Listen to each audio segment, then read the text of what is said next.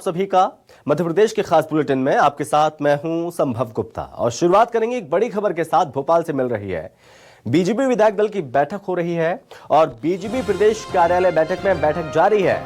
बता दें कि बैठक में मुख्यमंत्री मोहन यादव भी मौजूद हैं। राज्यपाल के अभिभाषण पर चर्चा को लेकर रणनीति बनेगी। विपक्ष को काउंटर करने को लेकर भी चर्चा होगी इस बैठक में। बता दें कि 21 दिसंबर को विधानसभा में राज्यपाल के अभिभाषण पर चर्चा होनी है। तो वहीं दूसरी ओर जो अभिभाषण हुआ उस पर कांग्रेस ने निशाना साधना शुरू कर दिया, लेकिन इस बीच बीजेपी ने अपनी रणनीति बनानी शुरू कर दी है।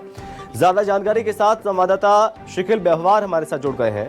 तो शिखिल, चर्चाएं हो रही हैं, मंथन किया जा रहा है, रणनीति बनाई जा रही है कि कल का दिन कैसा रहेगा और किस तरह से उसका काउंटर किया जाएगा। क्या इस बैठक से निकलकर सामने आ रहा है अभी?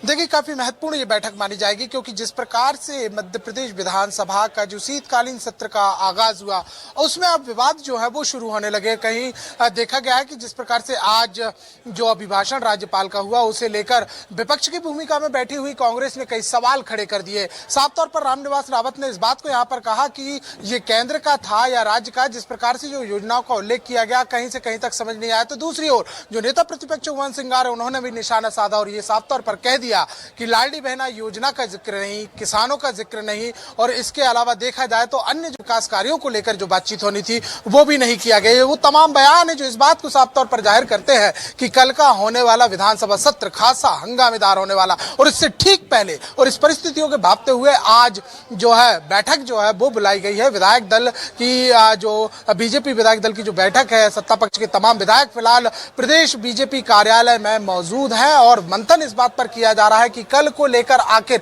किस प्रकार से क्या रणनीति इख्तियार की जाए और किसे क्या भूमिका दी जाए कि किस प्रकार से जो है विपक्ष का काउंटर कर सकते हैं। इतना ही नहीं बल्कि इस बैठक में तमाम उन बिंदुओं पर भी चर्चा होगी।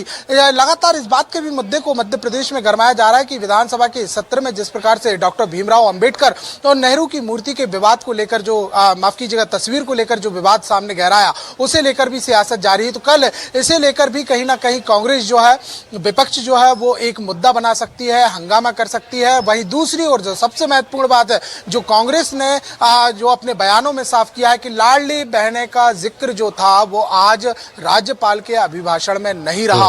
और यही बात है कि बीजेपी के ऊपर जो हमला जिस प्रकार से हो सकता है वो कासा करारा हो सकता है। सत्ता पक्ष पर घेरने के लिए विपक्ष पूरी तैयारी जो है वो भी पहले से ही कर चुका है। और इतना ही नहीं, जो हमारी चर्चाएं फिलहाल जो ये तो बात हो गई इस बात को बताया कि कहीं ना कहीं माहौल जो है घर में, तो इन तमाम निश्चित तौर पर बीजेपी भी पूरी तरह से एक्टिव मोड में है और ये बीजेपी पूरी कोशिश में है कि यहाँ पर किस तरह से जवाब दिया जाएगा, क्योंकि कल का दिन बेहद खास रहेगा और हंगामेदार भी रहेगा। तीखी नोकझोंक भी यहाँ पर देखने को मिलेगी। ये बात हो गई बीजेपी की। अगर हम बात करें कांग्रेस की, क्योंकि कांग्रेस भी पीछे नहीं है, क्योंकि आपने बताया कि अभिभाषण में जो तमाम बातों का जिक्र नहीं किया गया उसको कांग्रेस पार्टी ने लपक लिया। तो कांग्रेस में किस तरह की स्ट्रेटेजी बन रही है, इसको लेकर भी चर्चा होनी चाहिए।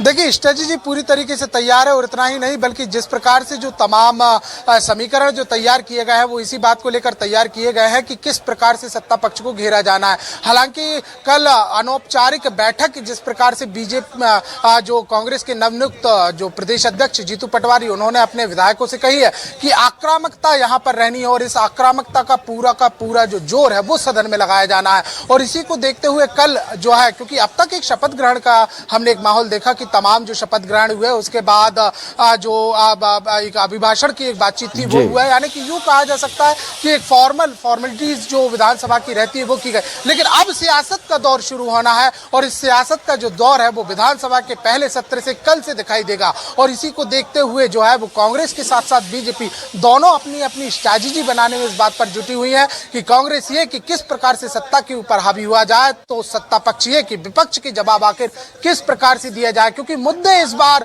खासा मिल चुके हैं। ना सिर्फ बातचीत यहाँ पर राज्यपाल के अभिभाषणों की जाए, बल्कि यूं कि योजनाओं को लेकर भी बातचीत की जाए, संकल्प पत्रों की बातचीत की जाए। क्योंकि पहले भी जिस प्रकार से कांग्रेस के बयान सामने आया उसमें साफ तौर पर यह कहा कि जो पहली कैबिनेट की बैठक हुई उसके बाद साफ हो जानी थी कि धान खरीदी से लेकर फसल खरीदी और इसके अलावा जो संकल्प पत्र की घोषणा थी उन पर अमल हो जाना था। लेकिन इसे लेकर अभी तक फिलहाल बीजेपी से किसी प्रकार का नहीं दिया गया। तो अब कहीं ना कहीं जो है देखते हैं कि कल का दिन कैसा रहेगा और कांग्रेस किस तरह से उन मुद्दों को उठाएगी और बीजेपी किस तरह से उन मुद्दों पर